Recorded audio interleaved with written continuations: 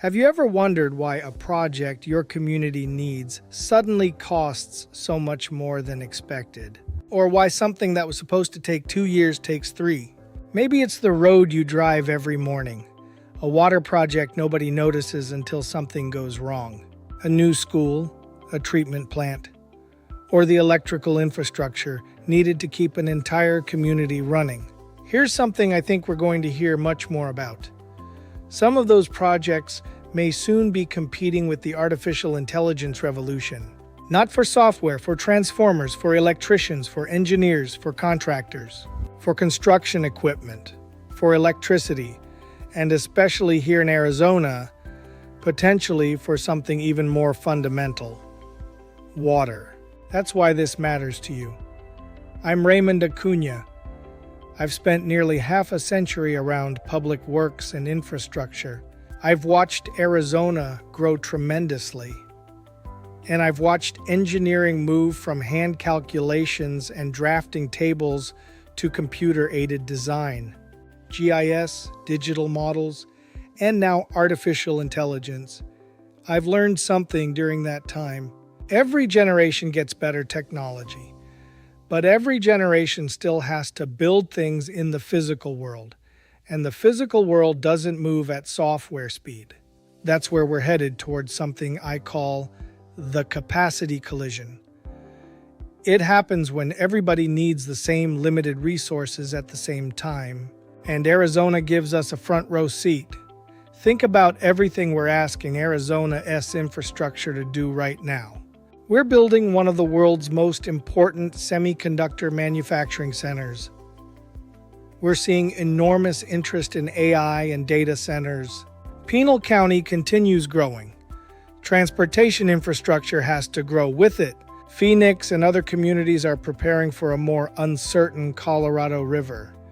We're investing in water treatment, advanced purification, and recovery systems. And underneath all that growth is another responsibility that doesn't disappear. We still have to take care of what we already built. The water main's already underground, the roads already carrying traffic, the wastewater plants already operating, the drainage systems protecting neighborhoods, the bridges, the electrical systems, the public facilities. They don't stop aging because something new came along. And this is where the capacity collision reaches your front door. Suppose your community needs a new water facility. The money is available. The engineering is complete. Everyone thinks the project is ready. Then the city learns that a critical electrical component has an extraordinarily long lead time. The contractor's price has increased. The electricians are booked. And several of the firms capable of doing the work are already committed to massive private projects. Now the schedule moves. The price changes. And eventually somebody asks, why is my project late? Why does it cost more? Why didn't somebody see this coming? Those are fair questions. And increasingly, public works leaders need better answers. Because here's the important distinction. Having the money to build something doesn't mean you have the capacity to build it. Those are two different things. And I think that distinction is going to become extremely important. Consider something as unglamorous as an electrical transformer. Nobody cuts a ribbon for the transformer. Nobody puts it on the economic development brochure. But without it, the water pumps may not run, the treatment equipment doesn't operate, the building doesn't open, the data center doesn't compute, the semiconductor plant doesn't manufacture anything. One piece of infrastructure can suddenly become everybody's critical path. That's the capacity collision. AI makes this particularly interesting. We tend to think about artificial intelligence as something living somewhere in the cloud. But the cloud isn't really a cloud.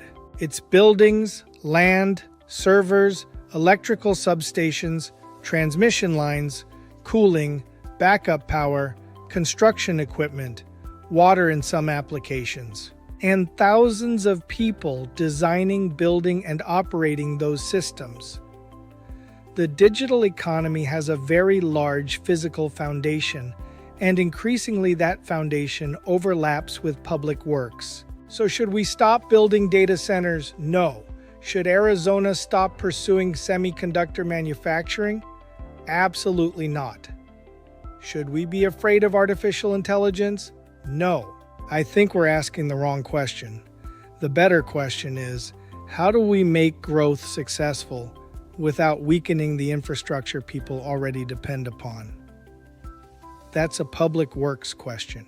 And there are things we can do. Before we approve a major project, let's apply what I call the capacity collision test. First, what does this project need that might become scarce? Not just money, equipment, materials, electrical capacity, water, contractors, specialized labor, experienced personnel.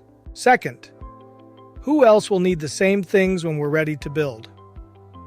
A city may discover that its biggest competitor for an electrician isn't another city. It may be a semiconductor plant or a data center.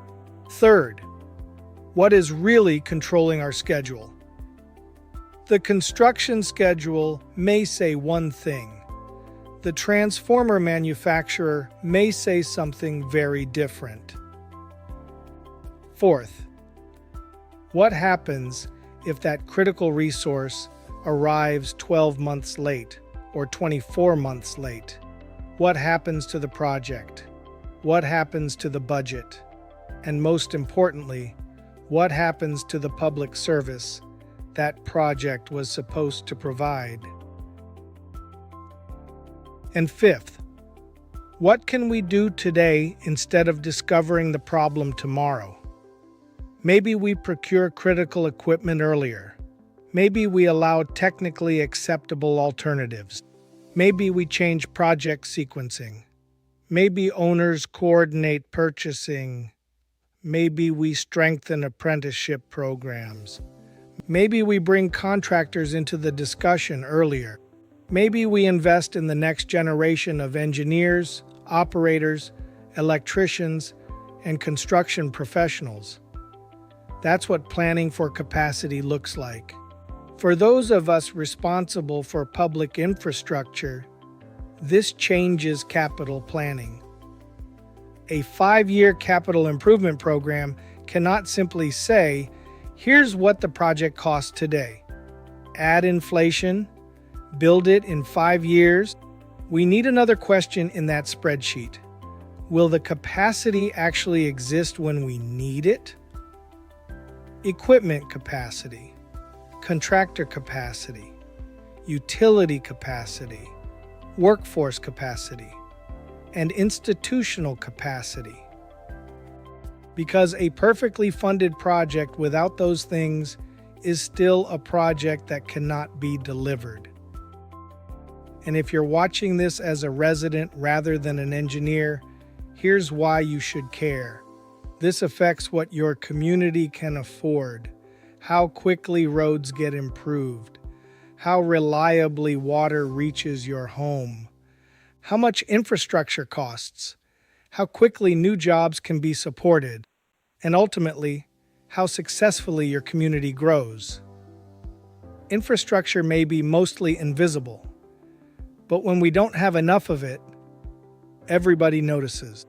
And there's something else I want younger people entering engineering and public works to understand. You are entering this profession at an extraordinary time. You will have artificial intelligence tools my generation couldn't have imagined. Use them, learn them, make them better. But don't confuse computing capacity with human capability, because somebody still has to understand the system. Somebody has to walk the project. Somebody has to recognize when an assumption doesn't make sense. Somebody has to know what happens when the pump stops. Somebody has to decide whether the risk is acceptable. And somebody ultimately has to put their name behind the decision.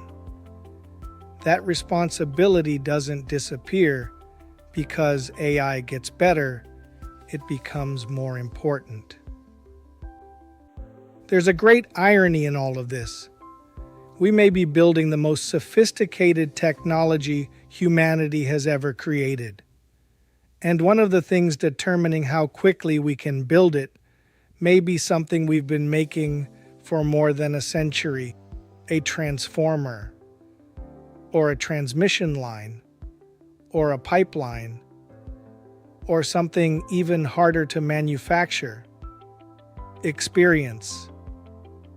But developing an experienced engineer, operator, superintendent, or electrician takes years. That's infrastructure too, human infrastructure, and we had better start investing in it with the same urgency. So the capacity collision isn't really a story about shortages. It's a story about foresight. Arizona has extraordinary opportunities in front of it.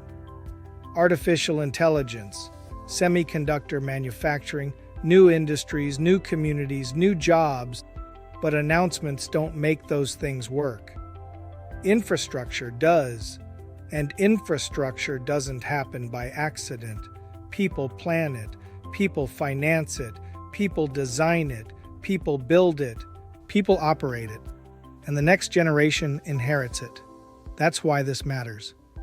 The challenge isn't choosing between tomorrow's technology and today's public infrastructure. We need both.